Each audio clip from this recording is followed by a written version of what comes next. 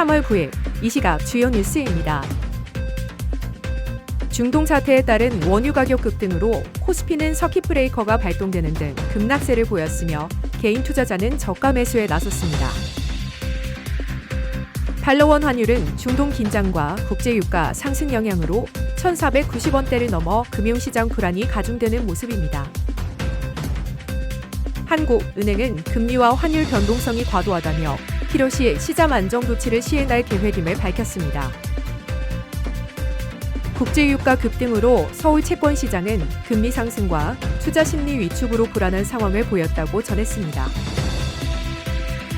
한국 증시는 중동 분쟁에도 불구하고 글로벌 투자은행들의 목표가 상향과 함께 견조한 회복세를 보일 것으로 전망됐습니다.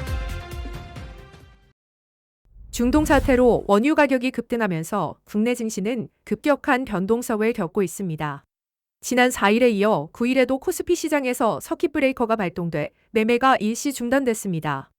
코스피 지수는 전 거래일 대비 8.1% 하락하며 장중 최저가를 경신했고 금리와 환율도 급등하는 등 금융시장 전반에 불안 심리가 확산됐습니다.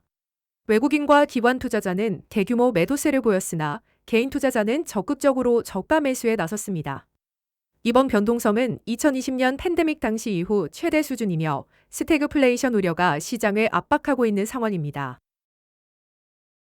달러원 환율이 정규장에서 1,490원대를 돌파하며 글로벌 금융위기 이후 최고 수준에 도달했습니다.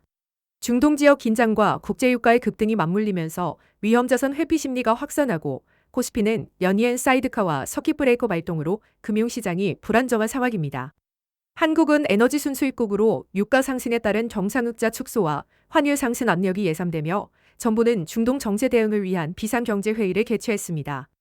외국인 투자자들의 대규모 순매도와 국내 채권 금리 상승도 원화 약세에 영향을 주고 있습니다.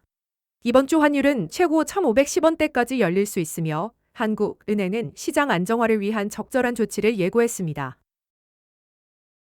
한국은행은 현재 금리와 원화 환율이 중동 지역 리스크로 인해 우리 경제의 펀더멘털과 괴리된 과도한 변동성을 나타내고 있다고 평가했습니다. 이에 따라 필요할 경우 시장 안정화를 위한 적절한 조치를 실시할 계획임을 밝혔습니다. 유상대 한국은행 부총재는 중동 상황 점검 태스크포스 회의에서 국제금융시장과 국내 금융 및 외환 시장에 미칠 영향을 집중 논의했습니다. 최근 국제유가는 중동 상황 장기화 우려와 미국 고용지표 부진이 겹치면서 배럴당 $100를 넘어서는 등 큰 폭 상승세를 보이고 있습니다. 한국은행은 이번 사안을 지속 점검하며 금융경제 환경 변화에 적극 대응할 전망입니다. 국제유가가 배럴당 $100를 넘어 급등하면서 서울 채권시장이 불안한 움직임을 보이고 있습니다. 국고채 3년물 금리는 기준금리를 크게 웃도는 3.401%까지 상승했고 투자 심리가 빠르게 위축되고 있습니다. 유가 상승에 따른 인플레이션 우려와 아시아 국가들의 금리 급등 현상이 겹치면서 시장 참가자들의 불안감이 커지고 있습니다. 채권 시장에서는 손절 매도 가능성에 대한 걱정이 나오고 있으나 당국이 개입할 가능성은 낮다는 관측이 있습니다. 오늘 예정된 국고채 3년물 입찰 결과에 시장의 관심이 집중되고 있습니다. 중동 분쟁 장기화 우려 속 유가가 급등하면서 글로벌 투자은행들은 코스피 목표가를 상향하고 있습니다. CLSA는 삼성전자와 SK하이닉스 목표 주가를 각각 기존보다 크게 높였으며 분쟁이 단기간 내에 종료될 경우 영향은 제한적일 것으로 전망했습니다. UBS는 메모리 슈퍼사이클의 지속과 주식시장 개혁에 따라 코스피가 J커브 형태로 회복할 가능성을 예상했습니다. 골드만삭스는 유가 상승에 따른 국내 총생산 민감도가 낮아 감기 조정 후 회복세를 기대하고 있습니다. 전반적으로 글로벌 IB들은 견조한 메모리 수요와 공급망 다변화 등을 바탕으로 한국 증시의 긍정적인 전망을 유지하고 있습니다.